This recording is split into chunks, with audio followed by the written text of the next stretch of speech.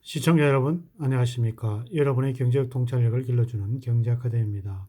오늘의 경제아카데미를 시작하기 전에 먼저 구독과 좋아요 버튼을 꼭 눌러주시면 감사하겠습니다. 지금부터 오늘의 경제아카데미 방송을 시작하겠습니다. 오늘은 2020년 10월 21일 조선일보.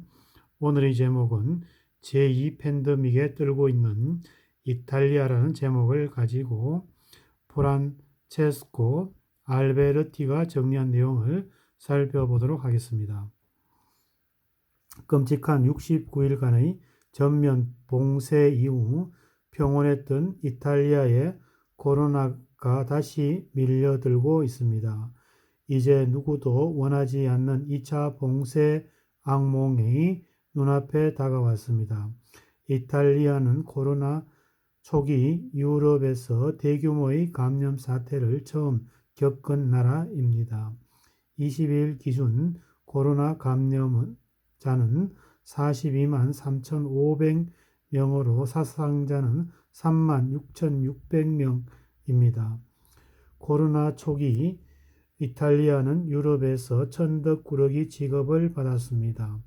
유럽 타임지를 비롯한 외신은 유럽의 병자라고 불리면서 이탈리아의 정부의 무능을 비판하였습니다.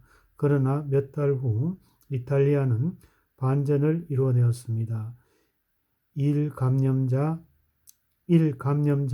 사망자 수가 격감하면서 갑자기 코로나 방역 모범 국가로 등극하였습니다. 뉴욕타임스는 7월 31일 이탈리아가 어떻게 코로나 바이러스 재앙을 역전시켰는가라는 기사를 내보냈고 폴리시도 9월호에서 이탈리아의 모델을 칭송하는 글을 실었습니다. 그 과정에서 들어간 사회 경제 비용은 막대하였습니다. 전국이 봉쇄에 들어가면서 민생은 무너졌고 경제는 급격하게 위축되었습니다. 이탈리아의 올해 경제 성장은 마이너스 10%에 달할 전망입니다. 그러나 잠시 성공에 취한 사이 최근에 몇 주 동안 코로나 환자가 급증하였습니다. 이후 신규 확진자가 일평균 7,000명이 나오면서 공공장소의 마스크 의무 착용, 모임 집회 최소화 등 강력한 제한 조치가 다시 등장하였습니다. 프랑스나 스페인, 영국에 비하면 이탈리아는 비교적 선전하고 있지만 가장 큰 위협은 안일함입니다. 아무도 말하려 하지 않지만 사람들은 이미 알고 있었습니다. 2차 봉쇄가 다가오고 있다는 사실을 정부는 이미 일부 지역에 대해 봉쇄를 거론하고 주세퍼 콘테 총리는 연중 최대 명절 크리스마스 봉쇄를 배제하지 않고 있습니다. 일상이 멈춰 있던 69일 동안 이탈리아인들은 삶이란 무엇인가를 다시 생각해보는 계기를 갖게 되었습니다. 지난 12월 중국 우한에서 이 바이러스가 퍼질 때만 해도 중국 정부가 제대로 실상을 알리지 않아 얼마나 심각한지 아는 사람은 거의 없었습니다.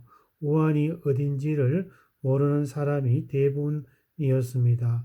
아시아 특정 지역에서 뭔 전염병이 퍼지고 있나 보다 정도로 생각하였습니다. 이제와 보니 그건 일종의 모닝콜이었습니다.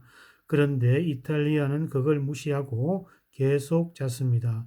그러다가 갑자기 코로나가 문을 두드렸습니다. 1월에 감염 사태가 몇 건 발견되었고 이어 밀라노 주변의 롬바르디아 병원을 환자가 밀려들기 시작하였습니다. 다음은 베네토, 피에몬토, 차례였습니다. 수천 명이 죽어가는데도 정부는 소극적이었습니다. 심각성을 과소평가하고 기업들의 간청에 굴복하였습니다. 그러던 3월 9일 저녁 10시부터 이탈리아 전역 봉쇄 조치를 내린다고 전격 발표하였습니다. 이탈리아인들은 기질적으로 규칙 통제에 우호적이지 않습니다. 처음에는 집에서 나가지 말라는 명령을 그저 권고나 제안처럼 여겼습니다. 생필품을 사거나 병원에 가는 것 말고는 나가지 말라는 얘기인데 거리는 여전히 사람들이 붐볐습니다. 경찰이 출동하고 순찰하면서 사람들이 벌금을 매기고 통제하자 비로소 현실을 받아들였습니다. 드디어 집에 머물기 시작한 것입니다. 그 혼란은 우리 삶의 전면에 영향을 미쳤습니다. 고립이 길어지면서 경제적인 어려움과 심리적인 불안이 먼저 왔고 운동 부족과 사교 활동 중단에 따른 우울한 기분까지 대처해야 하였습니다. 인권 변호사이자 두 아이의 엄마인 마리아 크리스티나 델은 봉쇄 이후 가족들과 붙어 살면서 플러그를 뽑고 인생에서 중요한 게 뭔지 되돌아볼 수 있는 기회가 됐다고 틀어놓았습니다. 그러나 직업적인 관점에서 보면 참담하였습니다. 모든 게 정지되었고 4개월 동안 수입이 끊겼습니다. 동네 안과의사였던 남편 월급과 저축돈에 의존했지만 생활은 전처럼 평탄하지 않았습니다. 병원에서 출근하는 남편은 항상 감염 우려에 시달렸습니다. 그녀는 1차 봉쇄령을 높이 평가하긴 했지만 2차 봉쇄에 대해서는 비관적이었습니다. 우리는 코로나 때문에 죽거나 아니면 굶어 죽을 것입니다. 코로나 초기 타격에 컸던 베르가모에 사는 공무원 엘로이사 롬바르디는 더 심하였습니다. 그녀는 3월 중순 코로나 양성 판정을 받았습니다. 처음에는 독감처럼 느꼈지만 이내 미각과 후각이 마비되었습니다. 호흡 기질도 뒤따랐습니다.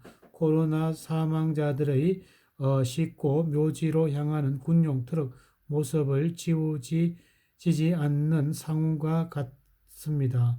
그녀는 이제 외출을 할 때 아주 조심하고 사회적 거리를 두기를 철저히 하면서 반드시 마스크를 씁니다.